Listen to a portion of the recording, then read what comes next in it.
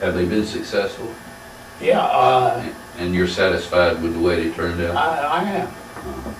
Atkinson is, right now, he's head of, I'm not sure about the official title, Yeah. but CEO, I guess, Yeah. of Wake Med and down in Raleigh and Wake County there. Mm-hmm. And I think he started out in Colorado. Well, Yeah. right after he left him, he and Wright were with this emergency medical thing, you know, Mm-hmm. medical response team or something. Yeah. And I think Wright is still with them. I'm not sure. He may have retired, but Uh-huh.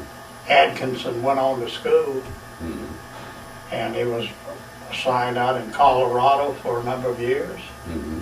in that position out there. And then he went to Wilmington, from Wilmington to Raleigh. Mm-hmm. And he always, for some reason, kept in touch. Mm-hmm. Christmas cards or letters or something. Mm-hmm. Or if there was an event here, that I'd run into him. Yeah. Seemed to show up like a bad penny, did he? And he, you know, he's really come on. And there are others, but Yeah. the older I get, the less names I remember. Yeah, the smaller the print becomes on the book page. Yeah, I know. But, I've been places, be in the post office, and somebody will come up and say, Sergeant Major, Yeah. you remember me? And, Of course you don't, but well, we'll get to talking, Yeah. and, you know, I remember the time, and, right. but, Does it strike you? And again, I would mention that I look at it as a you know, I have this sort of esoteric view of the military education system, in that we take the kids, we train them tribally, and you bring them into our tribe where basically the idea of teamwork, which keeps you alive when the shooting starts, is infused in the kids, and they go on from there. And what's interesting to me, my classmates are the guys that I'm close to now, 40, 45 years after I graduate here. I mean, you know, I can pick up the phone and it's like we haven't been apart for 45 years. You can always depend on them. They'll never stab you in the back. They're always there for you, and it's part of that military system which you taught several generations, basically, if you line them all up, of these kids. And how do you feel about that? The warrior educator is a key player in the perpetuation of the long gray line, so to speak, and you're basically responsible for the successes of the kids that you nurtured through during your period of time. How do you feel about that? well, I think it's very important.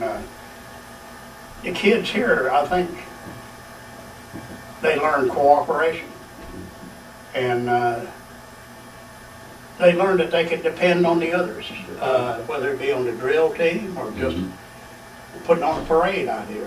One person can screw up a lot of things. And I saw through my time here that the kids would actually, they wouldn't hound them or jump all over them, but they'd actually work to help that kid to either improve in his performance. I'm not too sure about the classroom in all cases, but other things. And it showed over the years, or over the period of time that the kids were here.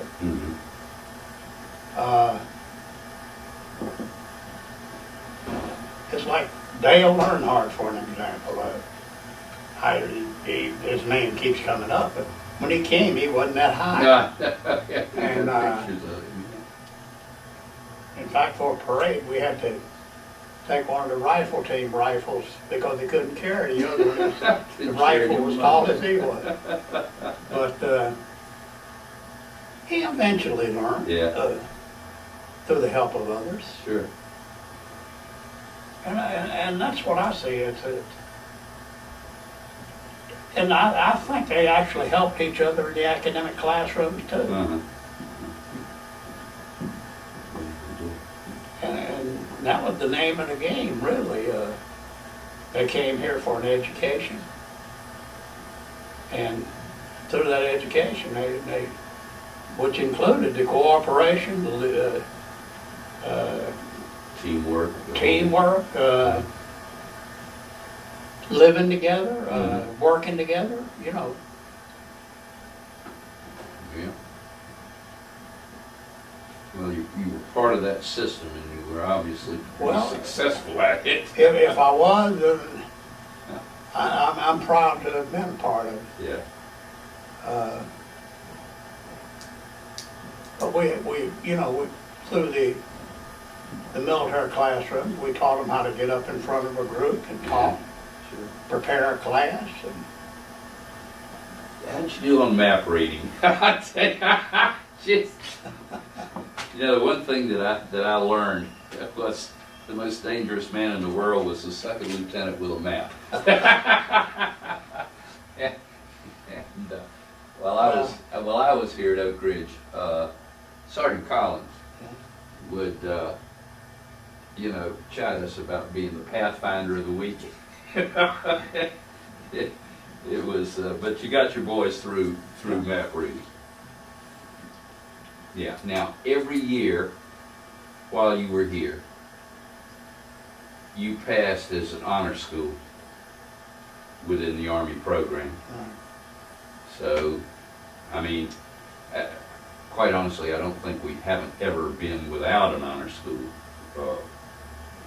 certification, but the whole time you were here, you were in charge of it.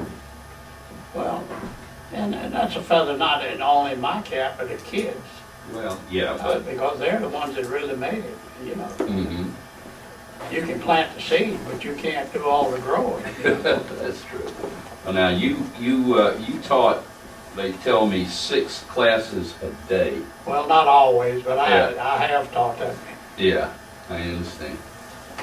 And okay, so now you're retired, and what are you doing with yourself now that? What I want to do. Oh yeah. I'm doing just exactly what I want to do. Yeah.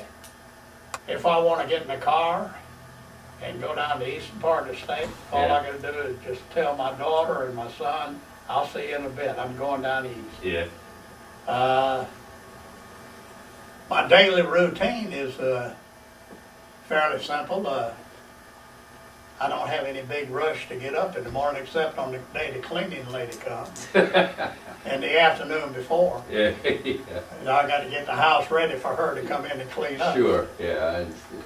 But that's only a couple of times a week. Uh-huh. But I go up to Mrs. Winters, which is a fast food place, here in Kernersville. And usually there's anywhere from 4 to a dozen people all up there. Most of them are Lions Club members, but we go up back to breeze, talk, kid each other, and Smitty still cuts your hair. You I still go over to Smitty's and let him cut my hair.